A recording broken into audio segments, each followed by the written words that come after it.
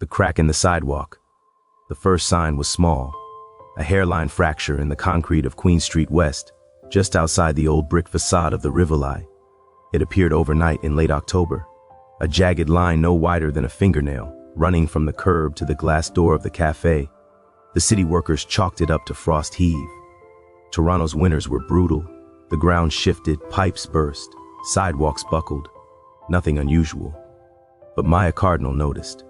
She was 29, a PhD candidate in Indigenous archaeology at the University of Toronto, and she had grown up on the reserve near Georgian Bay, where her grandmother taught her to read the land like a story. The crack wasn't random. It curved, deliberate, like the spiral on a medicine wheel. And beneath the fracture, something glinted. Black stone, polished smooth, unlike the gray aggregate around it. Maya knelt.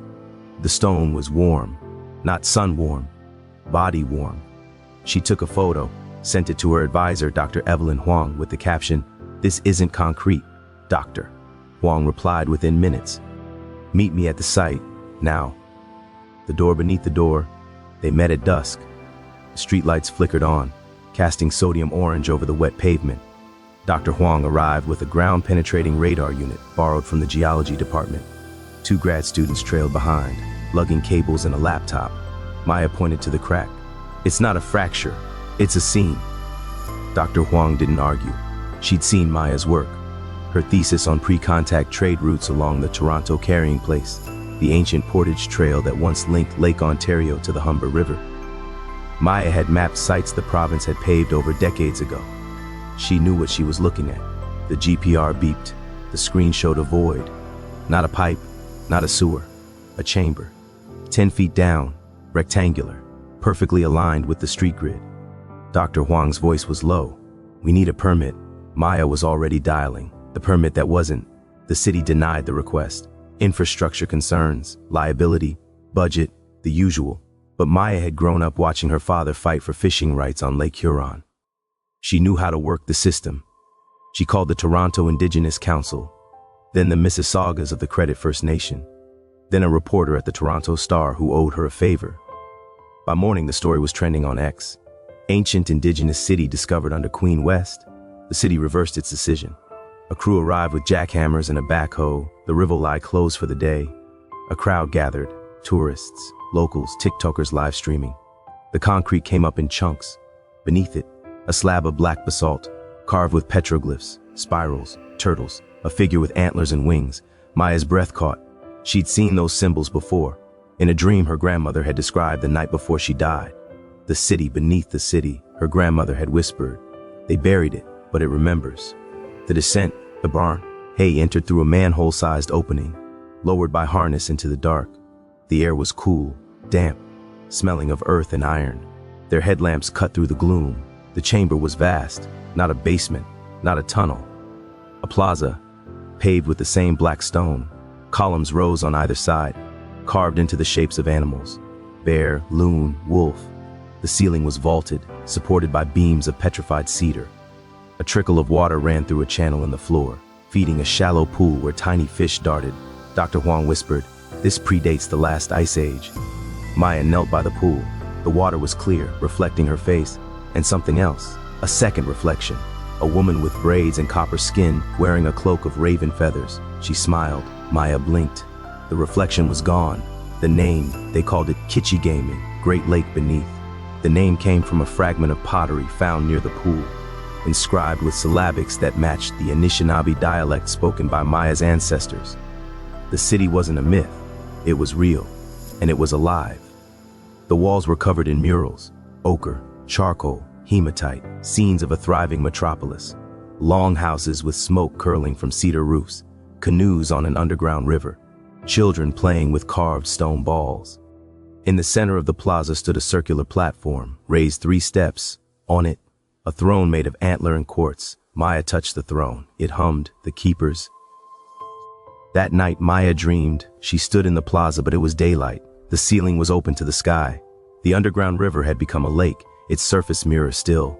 People moved around her, tall, copper-skinned, dressed in furs and woven cedar. They spoke a language she understood without knowing how. A woman approached, the same one from the pool. She wore the raven cloak. Her eyes were black as obsidian. You are late, she said. Maya tried to speak. No sound came. The woman placed a hand on Maya's chest. The city sleeps, but it dreams, and dreams need dreamers. Maya woke gasping. Her phone was buzzing. A text from an unknown number. They're coming. Protect the heart. The developers. The city wanted to fill it in. Too dangerous. Structural integrity. Cost. A developer had already filed plans to build a condo tower on the site. The chamber would be preserved as a lobby feature. A glass floor over the plaza. A plaque. Maya went to the council meeting. She brought elders. She brought the pottery shard. She brought the dreams. The vote was 11-10. The chamber would stay open. For now. But the developer didn't stop. His name was Victor Lang. He owned half the condos in the city. He smiled for the cameras, promised a cultural center. Behind closed doors, he hired private security. They began drilling test holes at night. The heart. Maya returned to the chamber alone. She followed the underground river. It led to a tunnel, narrow and winding. The walls glowed faintly, biophosphorescence in the stone. She walked for what felt like hours. The tunnel opened into a cavern. In the center, a tree, not petrified, alive. Its trunk was white birch, its leaves shimmering silver, roots spread across the floor like veins. At its base, a pool of liquid light. Maya knelt. The tree spoke, not in words but in memory. She saw the city in its prime. A refuge built during the last glacial melt. A place where the Anishinaabe, Haudenosaunee, and Wendat had come together, fleeing the floods. They had carved the stone with songs, sealed the entrances with ceremonies, left guardians, spirits bound to the tree. The tree was dying. The drilling had cracked its roots. The guardians. That night, the city shook. Not an earthquake, a pulse. From below, the TTC subway stalled between stations. Lights flickered. Commuters reported seeing shadows on the platform, tall figures with antlers. Victor Lang's drill hit something hard. The bit snapped. Black water gushed up thick as oil. His men fled. Maya stood in the plaza. The murals glowed. The animals on the columns turned their heads.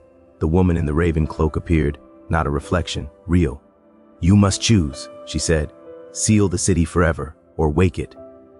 Maya looked at the throne, at the tree, at the river that now ran red with rust from the drilling. She thought of her grandmother's stories, of the treaties broken, of the children taken, of the land that remembered. I choose to wake it, she said. The awakening. The tree bloomed, silver leaves unfurled. Light poured from the pool. The river reversed, flowing upward through cracks in the earth. The plaza filled with water, clear, warm, alive. The guardians stepped from the murals. Bear, loon, wolf, raven. They moved like smoke, like memory. Victor Lang arrived with police. They demanded Maya leave. She stood on the throne. The bear roared. The sound shook the foundations of the city above. The police fled. The reckoning. The city above changed. Cracks opened in the streets. Not destruction, revelation. Ancient pathways emerged. Stone roads beneath asphalt. Longhouses beneath parking lots. The Humber River shifted course, revealing a buried canoe. The condo plans were canceled. Victor Lang disappeared. Some said he drowned in the black water. Others said he walked into the chamber and never came out. Maya became the keeper. She lived in the plaza, taught children to read the murals, planted gardens in the cavern. The tree grew stronger. The fish returned. Tourists came, but they left their shoes at the entrance. They spoke in whispers. They brought tobacco. The dream continues. Years later, Maya stood by the pool. A child, her daughter, touched the water. The reflection showed the woman in the raven cloak. She smiled. The city is awake, Maya said, but it still dreams. Her daughter asked, what does it dream of? Maya looked up, through the open ceiling. Now, a skylight of living stone. She saw the CN Tower, the skyline, the lake. Of us, she said, and of what comes next.